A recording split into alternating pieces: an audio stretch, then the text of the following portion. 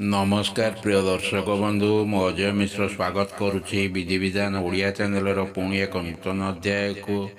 दर्शक बंधु आम विभिन्न देवादेवी आशीर्वाद पाइबापी कृपा लाभ करने दुख कष्ट मुक्ति पाइबापी मंत्र जप करिथाउ। किंतु वर्ष वर्ष धरी मंत्र जप कले किसी भी सुफल पाई न थाउ, कारण मंत्र जप कर सठिक ढंग विषय आमे माने अवगत होई न थाउ। आज अध्याय जानिबा गोटे थर मंत्र जप करिबारे किपरि आमे 700 कोटी मंत्र जप करिवार फल पाई परिबा। जो मंत्र को 5 वर्ष धरी आमे जप करुथाए जेतिकी सुफल पाई परिबा, एहीपरि केउपरि ढंगरे एही मंत्र को जप कले मात्र गोटे दिन आमे सेतिकी सुफल पाई परिबा, से विषय आज अध्याय आलोचना करिबा।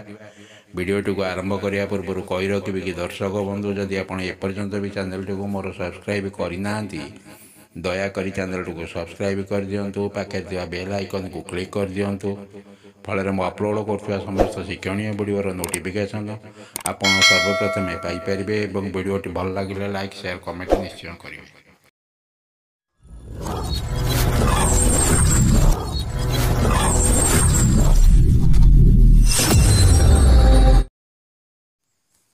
दर्शक बंधु, सनातन धर्म रे मंत्र जप करिबार विधि एवं नियम संबंध आम शास्त्र रे विस्तृत भाव आलोचना करा जायछि।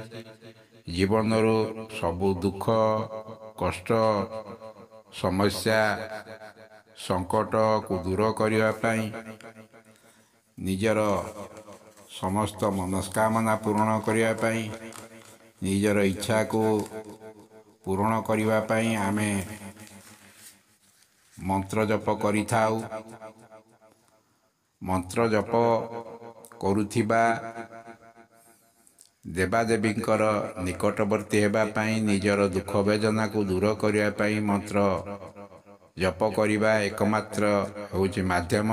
भक्ति निष्ठा श्रद्धापूर्वक दृढ़ आत्मविश्वास सह मंत्र जप को सठिक उपाय द्वारा मंत्र जप कले आमे संपूर्ण फल पाई थाउ एवं आमर मंत्र जप करिवार सार्थकता मध्य आमे हासिल करिथाउ।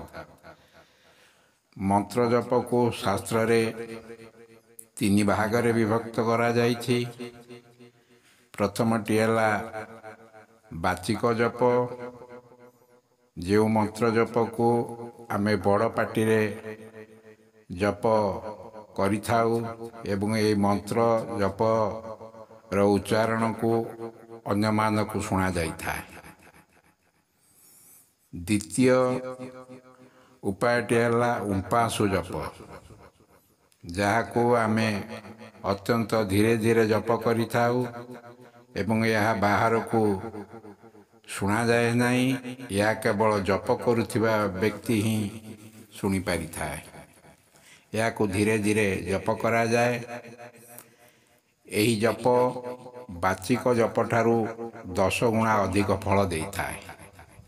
दर्शक बंधु, तृतीय जपटी है मानसिक जप, जो जप को आमे मने मने जप करिथाउ, जहाँ को अन्य माने कहीं जानी पारंती नहीं। यह उपासु मंत्र जप ठारू 100 गुण अधिक फल देता है। किंतु जो साधक माने नाभिरे मंत्र जप करिथांती, से माने नाभिरे मंत्र जप करिया पे साधना करिथांती, से माने मानसिक जप ठारू मध्य 1000 गुण अधिक फल पाइथांती।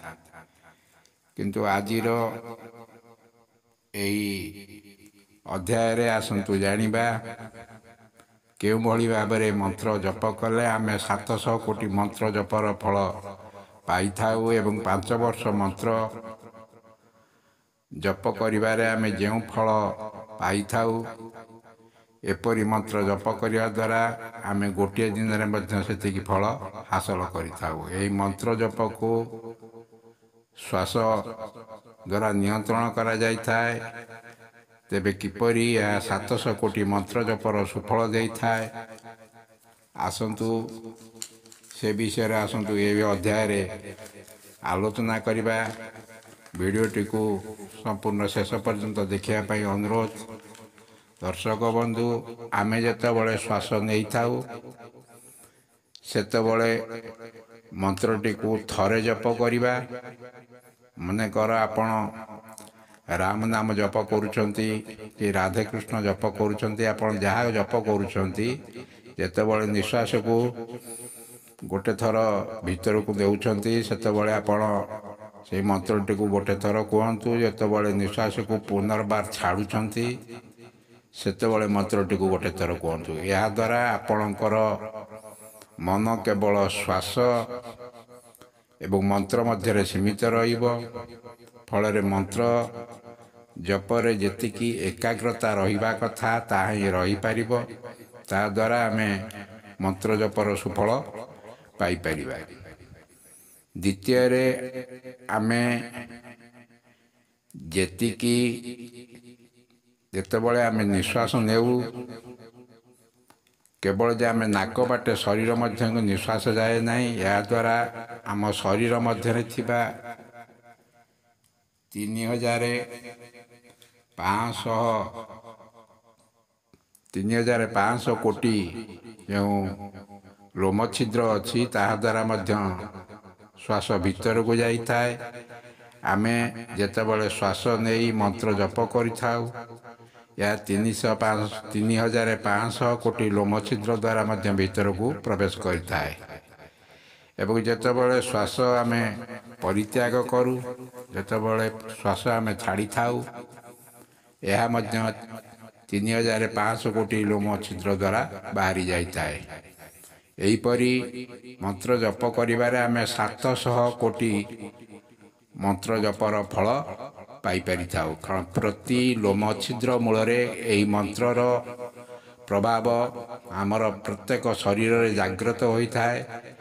ଏହାଦ୍ୱାରା ଆମେ ଆମର ଯେଉଁ ଅସଂଖ୍ୟ ଲୋମ ଛିଦ୍ର ବା 700 କୋଟି ଲୋମ ଛିଦ୍ର ଥାଏ, ଏହା ଆମର ଶରୀର ମଧ୍ୟରେ ଏହି ମନ୍ତ୍ର ଜପର ସୁଫଳ ଆମେ ପାଇପାରିଥାଉ। ଆପଣ ଏହି ଉପାୟ ଦ୍ୱାରା ମନ୍ତ୍ର ଜପ କରନ୍ତୁ। ଯେଉଁ ମନ୍ତ୍ରକୁ ଆପଣ 5 ବର୍ଷ